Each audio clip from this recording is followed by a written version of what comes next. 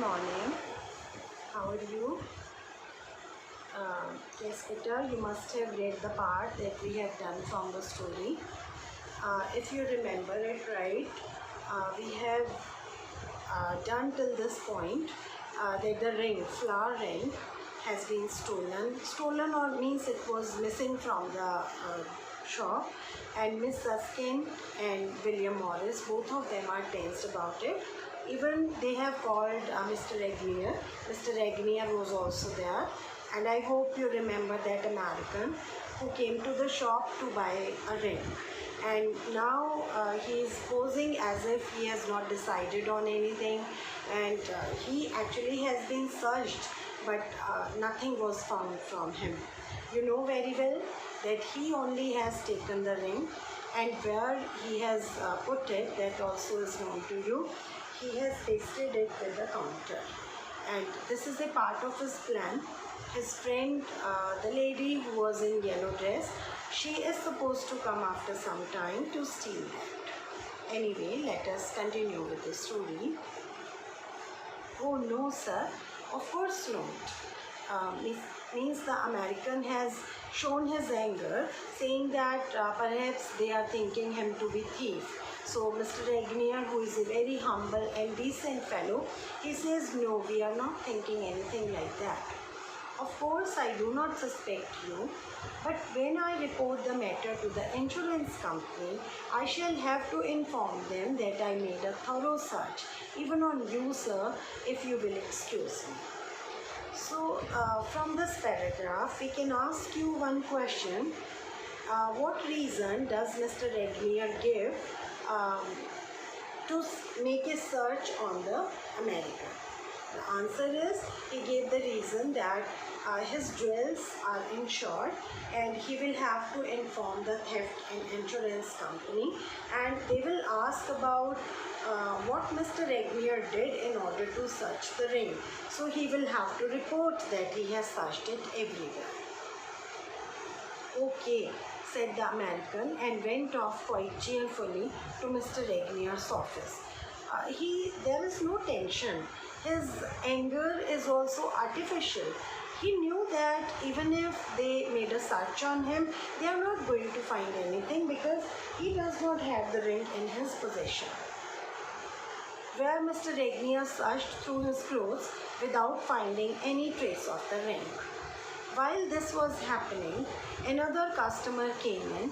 It was the young woman who had been looking at the funeral display in the undertaker's window for such a long time. Her coming in at this moment struck me as rather strange. It is really strange. Even as readers, we find this strange. If she wanted to buy something from Regnier's shop, she could have come earlier also. She had been standing there since morning. So why did she not come earlier? Why did she come now at this moment? I looked at her across the counter and noticed several things. Her handbag was of an expensive kind, but it was old and worn and very shabby. So, handbag, it was expensive, but now it has become very dirty and very old. The same was true of her clothes. So, what assumption we can make about the lady? Perhaps she must be rich some time ago, and now she has become poor. Clearly, she had been well off once, but now she was living in poverty. She had not come here to buy anything. More likely, she had come with something to sell. So, see how strong his observation is. He has observed it correctly that she has come to sell something. She put her handbag down on the counter, and taking a little paper packet out of it, she put that down beside her back. She used her left hand to do this, but strangely enough, she had not shown herself left-handed in anything that she had done before. What does this paragraph mean? She is not a natural left-hander, but she is posing to be a left-hander. And means if you are posing to be somebody who you are not, it means there is some cunningness in your mind. You are working under some plan. I opened the packet and found inside it a piece of cheap jewelry. A filigree brooch with an imitation turquoise stone worth about 30 shillings. So the jewel which she has brought for selling is very cheap, and that does not match the standards of Regnier. Could you mend this for me? She asked, showing me the broken pin of the brooch. I'm sorry, madam. Regnier's does not do repairs. Thank you, she said, then as if by accident, her arm somehow swept against the paper in which the brooch had been wrapped, and this fell to the floor on my side of the counter. I say as if by accident, because in fact it was no accident at all, it was a cunning trick. What did she do now? She had dropped that paper along with the brooch on floor on the side of William Morris, so that William Morris should bend to pick it, and she wanted to use this time for removing the ring from the counter. I realized this as I bent down to pick up the paper. All the facts suddenly came together in my head, and I knew what had happened to the flower ring. All the things that I had noticed joined to form a single picture, and that picture showed me all that I wanted to know. We discussed this point earlier also.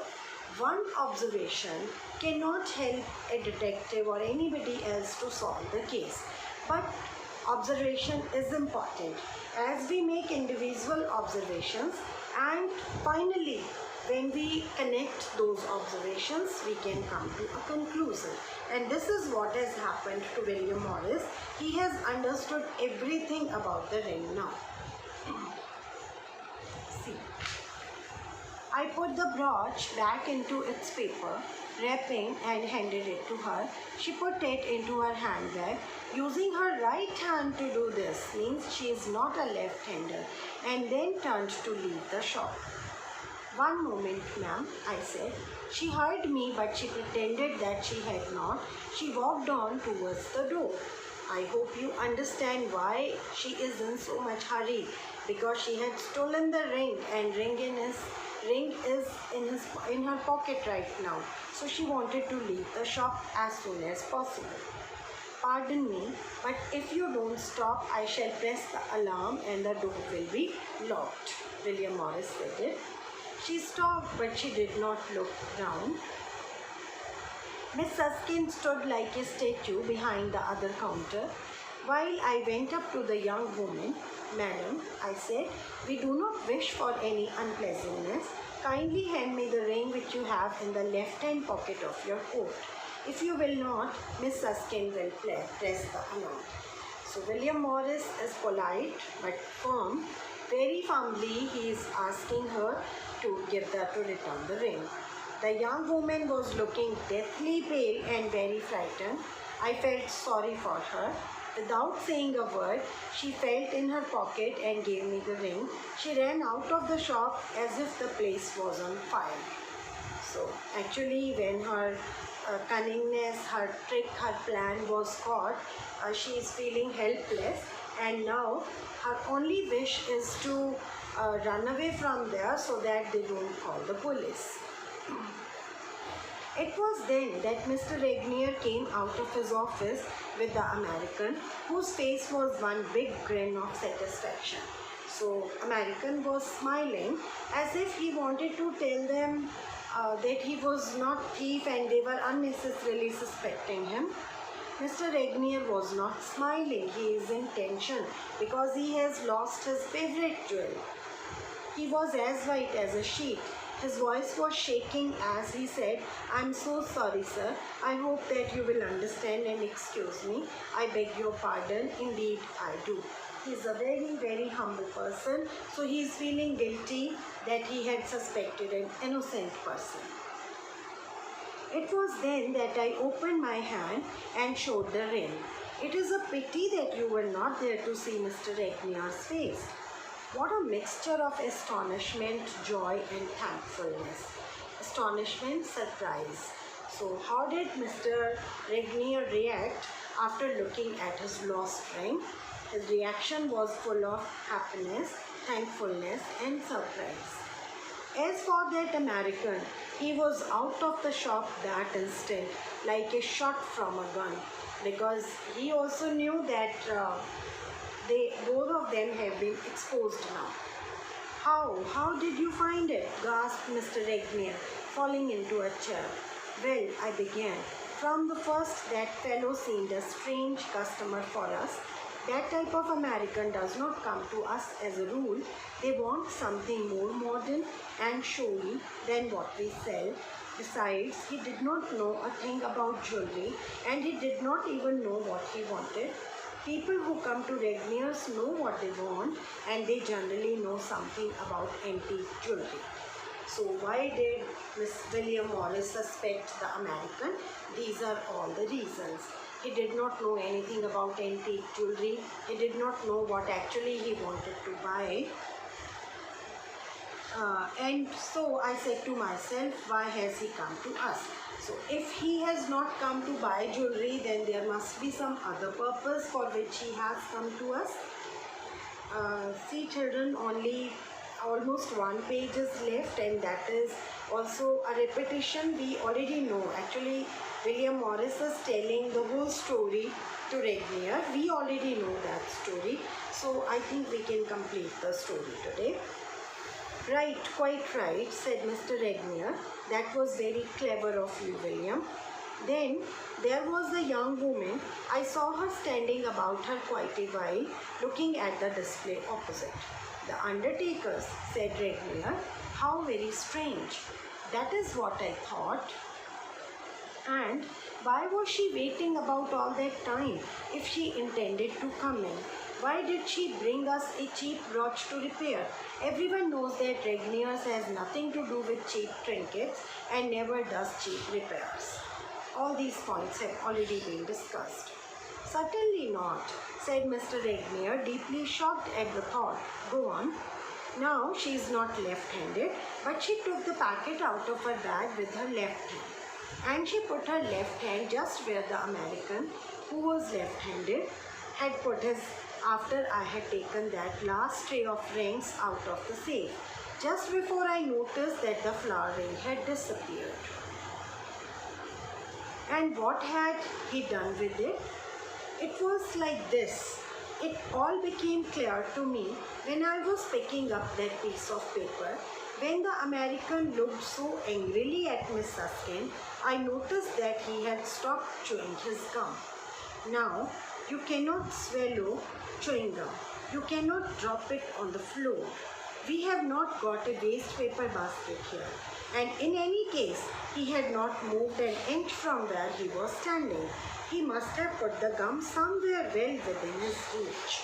Well, so all these things are looking very much obvious to us now.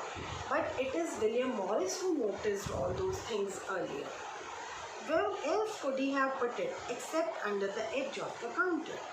And then he pressed the ring into the gum for the girl to take out when she came into the shop. And that is what she did. As the girl turned to go out, I found the gum just where I had expected it to be. Here it is. Look, you can see the mark that the ring made in it. How differently people react to the same happening. Mr. Regnier was angry at the attempted theft and most grateful to me. But Miss Susskind, I noticed, only said, tusk, tusk. I noticed that she often says tusk when anything upsets her. Means actually both of them are at the same position, so perhaps she must be feeling a little bit jealous of him. Otherwise she is very cooperative, we have seen, but perhaps she might be thinking that she also could have noticed all those things. Anyway, it's an interesting story. Read it once more and on Monday we will discuss the questions. Thank you.